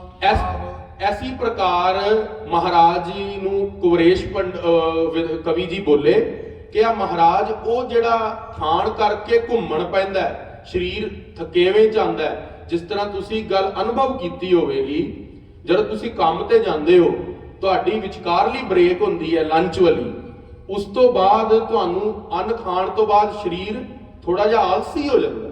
ਉਹ ਤਾਂ ਹੀ ਹੋ ਜਾਂਦਾ ਹੈ ਕਿ ਮਹਾਰਾਜ ਉਸ ਤੋਂ ਬਾਅਦ ਸਰੀਰ ਘੁੰਮਣ ਚ ਹੋ ਜਾਂਦਾ, ਥਕਾਵਟ ਜਿਹ ਉਹਦੀ ਰਿਲੈਕਸੇਸ਼ਨ ਹੁੰਦੀ ਹੈ ਤੇ ਉਹ ਮੰਜਾ ਭਾਲ ਕੇ ਸੁਪਨ ਅਵਸਥਾ 'ਚ ਚਲਾ ਜਾਂਦਾ ਹੈ। ਉਰੇ ਸੁਪਨ ਸਭ ਜੰਤ ਕੋ ਸਾਚ ਝੂਠ ਮਨ ਬੂਝੈ। ਐਸੀ ਪ੍ਰਕਾਰ ਜੰਤ ਨੂੰ ਫਿਰ ਸਾਚੇ ਤੇ ਝੂਠੇ ਸੁਪਨੇ ਫੁਰਦੇ ਨੇ। ਸੁਪਨੇ ਦੀ ਦੁਨੀਆ ਕੀ ਹੈ? ਇਹ ਜਿਹੜਾ ਜਗਤ ਹੈ ਵੀ ਤਾਂ ਸੁਪਨਾ ਹੀ ਹੈ। ਗੁਰੂ ਤੇਗ ਬਹਾਦਰ ਸਾਹਿਬ ਬਾਣੀ 'ਚ ਕਹਿੰਦੇ ਨੇ ਕਿ ਇਹ ਸਾਰਾ ਜਗਤ ਸੁਪਨੇ ਵਕਤ ਹੈ। ਉਹੀ ਸੁਪਨੇ ਦੇ ਅੰਦਰ ਉਹ ਦੇਖਦਾ ਹੈ ਬਈ ਉਹ ਕਲਗੀਧਰ ਪਾਤਸ਼ਾਹ ਨੂੰ ਕਵੀ ਜੀ ਕਹਿ ਰਹੇ ਨੇ, ਤਾਂ ਕਰਕੇ ਸੁਪਨੇ ਆਉਂਦੇ ਨੇ। ਇਤਨੀ ਜਾਨੀ ਗਿਆਨ ਤੇ ਤਾਂ ਪਰ ਤੁਮਰੀ ਸੂਝ। ਕਲਗੀਧਰ ਪਾਤਸ਼ਾਹ ਸੀ ਤਾਂ ਇੰਨੀ ਗੱਲ ਜਾਣੀ ਹੈ, ਇਸ ਕਰਕੇ ਬਾਕੀ ਮਹਾਰਾਜ ਨੂੰ ਉੱਤਰ ਦੇ ਕੇ ਹੱਥ ਜੋੜ ਕੇ ਕੁਵਰੇਸ਼ ਜਿਹੜੇ ਕਵੀਸ਼ਰੀ ਸੀਗੇ ਉਹ ਬਹਿ ਗਏ। ਬਲਬ ਕਾਲਸ਼ ਪਾਪ ਫਲ ਗੋਤਮ ਪਤਨੀ। ਹੁਣ ਦੂਸਰਾ ਪ੍ਰਸ਼ਨ ਸੀਗਾ, ਉੱਪਰ ਪਹਿਲੇ ਪ੍ਰਸ਼ਨ ਇਕੱਠੇ ਬੋਲ ਲਏ।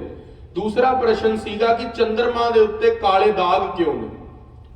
ਇਹ ਗੁਰੂ ਗ੍ਰੰਥ ਸਾਹਿਬ 'ਚ ਵੀ ਆਉਂਦੀ ਹੈ ਕਥਾ। ਗੁਰੂ ਗ੍ਰੰਥ ਸਾਹਿਬ ਦਾ ਸ਼ਬਦ ਹੈ, ਸਹੰਸਰ ਦਾਨ ਦੇ ਇੰਦਰ ਰਵਾਇਆ, ਪਰਸਰਾਮ ਰੋਵੈ ਘਰ ਆਇਆ, ਅਜੈ ਸੁਰੋਵੈ ਭੀਖਿਆ ਖਾਏ, ਐਸੀ ਦਰਗਹਿ ਮਿਲੈ ਸਜਾਏ। ਉਹ ਸਹੰਸਰ ਦਾਨ ਦੇ ਇੰਦਰ ਰਵਾਇਆ ਵਾਲੀ ਜੋ ਕਥਾ ਹੈ, ਉਹ ਚੰਦਰਮਾ ਤੇ ਦਾਗ ਦੀ ਕਥਾ ਹੈ। ਉਹ ਆਪਾਂ ਹੁਣ ਵਿਚਾਰਦੇ ਹਾਂ ਕਿਉਂਕਿ ਸਮਾਂ 5 ਮਿੰਟ ਹੀ ਰਹਿ ਗਏ ਨੇ। ਆਹ ਪ੍ਰਸ਼ਨ ਦਾ ਉੱਤਰ ਵਿਚਾਰ ਲਈਏ। ਕਲਗੀਧਰ ਪਾਤਸ਼ਾਹ ਮਹਾਰਾਜ ਸੱਚੇ ਪਾਤਸ਼ਾਹ ਜੀ ਦੇ ਕੋਲ ਬੱਲਭ ਜਿਹੜੇ ਸੀਗੇ ਕਵੀ, ਉਹ ਕਹਿੰਦੇ ਮਹਾਰਾਜ ਗੌਤਮ ਨਾਰ ਜਿਹੜੀ ਸੀਗੀ ਅਹਿਲਿਆ, ਇਹ ਜਿਹੜੀ ਕਥਾ ਚੱਲ ਰਹੀ ਹੈ ਉਹ ਦੁਆਪਰ ਦੀ ਕਥਾ ਚੱਲ ਰਹੀ ਹੈ। ਉਸ ਦੇ ਅੰਦਰ ਭਗਵਾਨ ਰਾਮ ਹੋਏ ਨੇ, ਉਹਨਾਂ ਦੇ ਸਮੇਂ ਗੌਤਮ ਰਿਸ਼ੀ ਜੀ ਹੋਏ ਨੇ। ਉਹਨਾਂ ਦੀ ਇਸਤਰੀ ਦਾ ਨਾਮ ਸੀ ਅਹਿਲਿਆ। ਸਨਾਤਨ ਧਰਮ ਗ੍ਰੰਥਾਂ ਦੇ ਅੰਦਰ ਇਹ ਕਥਾ ਬਹੁਤ ਸੁੰਦਰ ਢੰਗ ਦੇ ਨਾਲ ਲਿਖੀ ਹੋਈ ਹੈ। ਤੇ ਜਿਹੜੀ ਅਹਿਲਿਆ ਇਸਤਰੀ ਸੀਗੀ, ਉਹ ਅਹਿਲਿਆ ਇਸਤਰੀ ਦੇ ਨਾਲ ਕਾਮ ਰਸ ਭੋਗਣ ਦੀ ਇੱਛਾ ਇੰਦਰ ਨੇ ਰੱਖੀ। ਤੇ ਉਪਰੰਤ ਉਹ ਇੰਦਰ ਜਿਹੜਾ ਸੀਗਾ ਉਹ ਗੌਤਮ ਰਿਸ਼ੀ ਦਾ ਸਰੂਪ ਧਾਰਨ ਕਰਕੇ ਆ ਗਿਆ। ਤੇ ਜਿਹੜਾ ਚੰਦਰਮਾ ਸੀ ਉਸ ਨੂੰ ਕੁੱਕੜ ਬਣਾ ਦਿੱਤਾ। ਉਹਨੂੰ ਕਿਹਾ ਵੀ ਤੂੰ ਬਾਂਗ ਦੇ ਦੀ ਉਸ ਸਮੇਂ ਦੇ ਉੱਤੇ। ਉਹ ਜਦੋਂ ਕੁੱਕੜ ਨੇ ਬਾਂਗ ਦਿੱਤੀ ਤੇ ਗੌਤਮ ਜਿਹੜਾ ਸੀ ਉਹ ਗੰਗਾ ਦੇ ਉੱਤੇ ਇਸ਼ਨਾਨ ਕਰਨ ਲਈ ਚਲੇ ਗਏ ਰਿਸ਼ੀ। ਉਪਰੰਤ ਉਹ ਕੁੱਕੜ ਦੀ ਬਾਂਗ ਤੋਂ ਉਹ ਚਲੇ ਗਏ, ਉਧਰੋਂ ਜਿਹੜਾ ਇੰਦਰ ਸੀਗਾ ਰੂਪ ਧਾਰਨ ਕਰਕੇ ਗੌਤਮ ਦਾ ਅਹਿਲਿਆ ਦੇ ਨਾਲ ਭੋਗ ਕੀਤਾ ਤੇ ਅਹਿਲਿਆ ਦਾ ਸੱਤ ਭੰਗ ਕੀਤਾ। ਜਦੋਂ ਗੌਤਮ ਵਾਪਸ ਆਏ, ਉਹਨਾਂ ਨੇ ਇੰਦਰ ਨੂੰ ਸ਼ਰਾਪ ਦਿੱਤਾ ਕਿ ਤੇਰੇ ਸਰੀਰ ਦੇ ਉੱਤੇ ਸਹਿਸ ਭੱਗ ਨਿਕਲ ਆਣ। ਤੇ ਗੁਰੂ ਗ੍ਰੰਥ ਸਾਹਿਬ ਦਾ ਬਚਨ ਹੈ, ਸਹੰਸਰ ਦਾਨ ਦੇ ਇੰਦਰ ਰਵਾਇਆ। ਉਪਰੰਤ ਜਿਹੜਾ ਚੰਦਰਮਾ ਸੀ ਉਸ ਨੂੰ ਵੀ ਦਾਗ ਲੱਗਿਆ ਵੀ ਤੇਰੇ ਸਰੀਰ ਦੇ ਉੱਤੇ ਕਾਲੇ ਦੱਬੇ ਹੋ ਜਾਣ, ਤੂੰ ਗਲਤ ਬੰਦੇ ਦੀ ਹਾਮੀ ਭਰੀ ਹੈ। ਤੇ ਦੂਸਰੀ ਕਥਾ ਇਸ ਦੇ ਨਾਲ ਜੁੜੀ ਹੈ ਕਿ ਜੋ ਬ੍ਰਹਸਪਤੀ ਸੀਗੇ, ਉਹਨਾਂ ਦੀ ਜਿਹੜੀ ਇਸਤਰੀ ਸੀ, ਉਸ ਦੇ ਨਾਲ ਚੰਦਰਮਾ ਨੇ ਭੋਗ ਕੀਤਾ, ਤਾਂ ਕਰਕੇ ਵੀ ਉਹਨੂੰ ਸ਼ਰਾਪ ਮਿਲਿਆ ਸੀ, ਕਿਉਂਕਿ ਬ੍ਰਹਸਪਤੀ ਗੁਰੂ ਹੋਏ ਨੇ ਦੇਵਤਿਆਂ ਦੇ। ਸੋ ਰਹੋ ਵਿਚਾਰ, ਕਲਗੀਧਰ ਪਾਤਸ਼ਾਹ ਮਹਾਰਾਜ ਇਸ ਪ੍ਰਕਾਰ ਕਹਿੰਦੇ ਨੇ ਉਹਨਾਂ ਨੂੰ, ਬੱਲਭ ਕਵੀ ਜੀ, ਬਈ ਇਹ ਜਿਹੜੀ ਕਥਾ ਹੈ, ਕਵੀਆਂ ਦੀ ਜੋ ਕਥਾ ਚੱਲ ਰਹੀ ਹੈ ਕਿ ਦਰਬਾਰ ਦੇ ਅੰਦਰ ਕਵੀ ਜਨ ਆਪਣਾ ਆਪਣਾ ਵਿਦਵਤਾ ਦਾ ਅਭਿਆਸ ਦਿਖਾ ਰਹੇ ਨੇ, ਵਿਦਵਤਾ ਦੀ ਆਪਣੀ ਪ੍ਰਸ਼ੰਸਾ ਕਰਵਾ ਰਹੇ ਨੇ, ਆਪਣੀ ਵਿਦਵਤਾ ਦੇ ਜੌਹਰ ਦਿਖਾ ਰਹੇ ਨੇ। ਕਲਗੀਧਰ ਪਾਤਸ਼ਾਹ ਮਹਾਰਾਜ ਨੂੰ ਇਸ ਪ੍ਰਕਾਰ ਅੱਜ 2 ਪ੍ਰਸ਼ਨ ਹੀ ਹੋ ਪਾਏ ਨੇ। ਅਗਲੇ ਪ੍ਰਸੰਗ ਦੇ ਅੰਦਰ ਪ੍ਰਸ਼ਨ ਜਿਹੜੇ ਰਹਿ ਗਏ ਨੇ, ਵੀ ਜਿਹੜੇ ਬੀਬੀਆਂ ਨੇ ਉਹ ਆਟੇ ਦਾ ਪੇੜਾ ਕਿਉਂ ਛੱਡਦੀਆਂ ਨੇ ਪ੍ਰਸ਼ਾਦੇ ਤੋਂ ਪਹਿਲਾਂ ਬਣਾਉਣ ਤੋਂ। ਅਗਲਾ ਪ੍ਰਸ਼ਨ, ਵੀ ਜਿਹੜਾ ਕੋਈ ਸੂਰਮਾ ਹੈ ਉਹ ਧਨੁਸ਼ ਦੀ ਟੰਕਾਰ ਕਿਉਂ ਮਾਰਦਾ, ਤੰਦੀ ਕਿਉਂ ਛੱਡਦਾ, ਉਹਦਾ ਉੱਤਰ ਕੀ ਹੈ। ਅਗਲਾ ਪ੍ਰਸ਼ਨ, ਖਾਲਸਾ ਜਗਤ ਝੂਠ ਤੰਬਾਕੂ ਕਿਉਂ ਨਹੀਂ ਖਾਂਦਾ, ਟਬੈਕੋ ਕਿਉਂ ਨਹੀਂ ਖਾਂਦਾ। ਅੱਜ ਤੁਸੀਂ ਦੇਖੋ ਇਸ ਦੇਸ਼ਾਂ ਦੇ ਅੰਦਰ ਕਿੰਨੀ ਵਰਤੋਂ ਹੋਰ ਲੋਕ ਕਰਦੇ ਨੇ, ਪਰ ਗੁਰੂ ਕਾ ਖਾਲਸਾ ਤੰਬਾਕੂ ਦੀ ਵਰਤੋਂ ਕਦੇ ਹੀ ਨਹੀਂ ਕਰਦਾ, ਕਿਉਂਕਿ ਸਾਰ ਕਤਾਵਲੀ ਦੇ ਅੰਦਰ ਬਚਨ ਆਉਂਦਾ ਹੈ, ਤਨਕ ਤੰਬਾਕੂ ਸੇਵੀਐ ਦੇਵ ਪਿੱਤਰ ਤਜ ਜਾਏ, ਪਾਣੀ ਤਾਂ ਕੇ ਹਾਥ ਕਾ ਮਧਰਾ ਸਮ ਹੋ ਜਾਏ। ਜੇ ਕੋਈ ਬੰਦਾ ਤੰਬਾਕੂ ਖਾਣ ਵਾਲੇ ਹੱਥ ਦਾ ਪਾਣੀ ਵੀ ਪੀ ਲਵੇ ਨਾ, ਉਹ ਸ਼ਰਾਬ ਦੇ ਸਮਾਨ ਹੈ। ਇਸ ਕਰਕੇ ਗੁਰੂ ਕਾ ਖਾਲਸਾ ਤੰਬਾਕੂ ਦੀ ਵਰਤੋਂ ਨਹੀਂ ਕਰਦਾ। ਸੋ ਇਹ ਪ੍ਰਸ਼ਨ ਇਤਿਆਦਿਕ ਅਸੀਂ ਕੱਲ ਦੇ ਪ੍ਰਸੰਗਾਂ ਦੇ ਅੰਦਰ ਗੁਰੂ ਸਾਹਿਬ ਦੀ ਕਿਰਪਾ ਨਾਲ ਸਰਵਣ ਕਰਾਂਗੇ। ਕਿਸ ਤਰ੍ਹਾਂ ਕਲਗੀਧਰ ਪਾਤਸ਼ਾਹ ਦੇ ਦਰਬਾਰ ਦੇ ਅੰਦਰ ਜਿਹੜੇ ਕਵੀ ਜਨ ਨੇ ਉਹ ਆਪਣੀ ਵਿਦਵਤਾ ਦਾ ਜ਼ੋਰ ਦਿਖਾ ਰਹੇ ਨੇ। ਉਹ ਰਹਿੰਦੇ ਪ੍ਰਸ਼ਨ ਕੱਲ ਦੇ ਅੰਦਰ ਰੁੱਤ ਪੰਜਵੀਂ ਦਾ 24ਵਾਂ ਅਧਿਆਏ ਅੰਸੂ ਚੱਲ ਰਿਹਾ ਹੈ, ਉਹ ਕੱਲ ਦੀ ਕਥਾ ਦੇ ਅੰਦਰ ਸਰਵਣ ਕਰਾਂਗੇ ਜੀ। ਸਮੇਂ ਦੇ ਲਿਹਾਜ਼ ਦੇ ਨਾਲ ਸਮਾਪਤੀ ਹੈ ਜੀ। ਹੇ ਗੋਬਿੰਦ, ਹੇ ਗੋਪਾਲ, ਹੇ ਦਇਆਲ ਲਾਲ, ਪ੍ਰਾਣਨਾਥ ਨਾ ਸਖੇ ਦੀਨ ਦਰਦ ਨਿਵਾਰ। ਹੇ ਸਮਰੱਥ ਅਗੰਮ ਪੂਰਨ, ਮੋਹੇ ਮਇਆ ਧਾਰ। ਅੰਧ ਕੂਪ ਮਹਾ ਭਿਆਨ, ਨਾਨਕ ਪਾਰ ਉਤਾਰ। ਆਏ ਪ੍ਰਭ ਸਰਨਾਗਤੀ, ਕਿਰਪਾ ਨਿਧ ਦਇਆਲ। ਏਕ ਅੱਖਰ ਹਰ ਮਨ ਬਸਤ, ਨਾਨਕ ਹੋਤ ਨਿਹਾਲ। ਫਾਹੇ ਕਾਟੇ ਮਿਟੇ ਗਵਨ, ਫਤਿਹ ਭਈ ਮਨ ਜੀਤ। ਨਾਨਕ ਗੁਰ ਤੇ ਥਿਤ ਪਾਈ, ਫਿਰ ਨ ਮਿਟੇ ਨਿਤ ਨੀਤ। ਕਥਾ ਨਿਤਾ ਪ੍ਰਤ ਹੋਤ ਹੈ, ਸੁਣੋ ਸਿੰਘ ਸੁਜਾਨ। ਨਾਨਕ ਗੁਰੂ ਗੋਬਿੰਦ ਸਿੰਘ ਜੀ ਸਦਾ ਕਰਹਿ ਕਲਿਆਣ। ਵਿਸਰ ਨਾਹੀ ਦਾਤਾਰ, ਵਿਸਰ ਨਾਹੀ ਦਾਤਾਰ।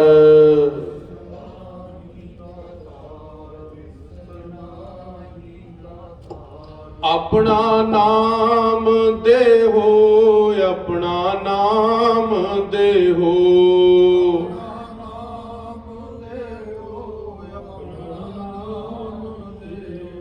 ਗੁਣ ਗਾਵਾਂ ਦਿਨ ਰਾਤ, ਗੁਣ ਗਾਵਾਂ ਦਿਨ ਰਾਤ। ਗਾਵਾਂ ਦਿਨ ਰਾਤ, ਗੁਣ ਗਾਵਾਂ ਦਿਨ ਰਾਤ। ਨਾਨਕ ਚਾਓਏ ਹੋ, ਨਾਨਕ ਚਾਓਏ ਹੋ। ਨਾਨਕ ਚਾਓਏ ਹੋ, ਨਾਨਕ ਚਾਓਏ ਹੋ। ਗੁਣ ਗਾਵਾਂ ਦਿਨ ਰਾਤ, ਗੁਣ ਗਾਵਾਂ ਦਿਨ ਰਾਤ। ਗੁਣ ਗਾਵਾਂ ਦਿਨ ਰਾਤ, ਗੁਣ ਗਾਵਾਂ ਦਿਨ ਰਾਤ। ਨਾਨਕ ਚਾਓਏ ਹੋ, ਨਾਨਕ ਚਾਓਏ ਹੋ। ਨਾਨਕ ਚਾਓਏ ਹੋ, ਨਾਨਕ ਚਾਓਏ ਹੋ। ਵਾਹਿਗੁਰੂ ਵਾਹਿਗੁਰੂ, ਵਾਹਿਗੁਰੂ ਵਾਹਿਗੁਰੂ। ਵਾਹਿਗੁਰੂ ਵਾਹਿਗੁਰੂ, ਵਾਹਿਗੁਰੂ ਵਾਹਿਗੁਰੂ। ਵਾਹਿਗੁਰੂ ਵਾਹਿਗੁਰੂ, ਵਾਹਿਗੁਰੂ ਵਾਹਿਗੁਰੂ। ਵਾਹਿਗੁਰੂ ਵਾਹਿਗੁਰੂ, ਵਾਹਿਗੁਰੂ ਵਾਹਿਗੁਰੂ। ਵਾਹਿਗੁਰੂ ਵਾਹਿਗੁਰੂ, ਵਾਹਿਗੁਰੂ ਵਾਹਿਗੁਰੂ। ਵਾਹਿਗੁਰੂ ਵਾਹਿਗੁਰੂ।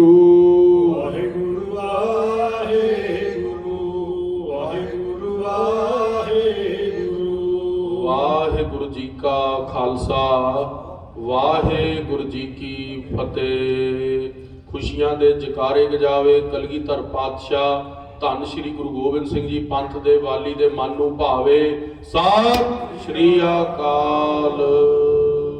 ਸਤਨਾਮ ਸ੍ਰੀ ਵਾਹਿਗੁਰੂ ਸਾਹਿਬ ਜੀਓ। ਸਤਨਾਮ ਸ੍ਰੀ ਵਾਹਿਗੁਰੂ ਸਾਹਿਬ ਜੀਓ। ਰਾਮ ਕਲੀ ਮਹਲਾ ਤੀਜਾ। ਨਾਨਕ ਓੰਕਾਰ ਸਤਿਗੁਰ ਪ੍ਰਸਾਦ। ਸਤਿ ਪਿਆਰੇ ਮਾਏ ਸਤਿ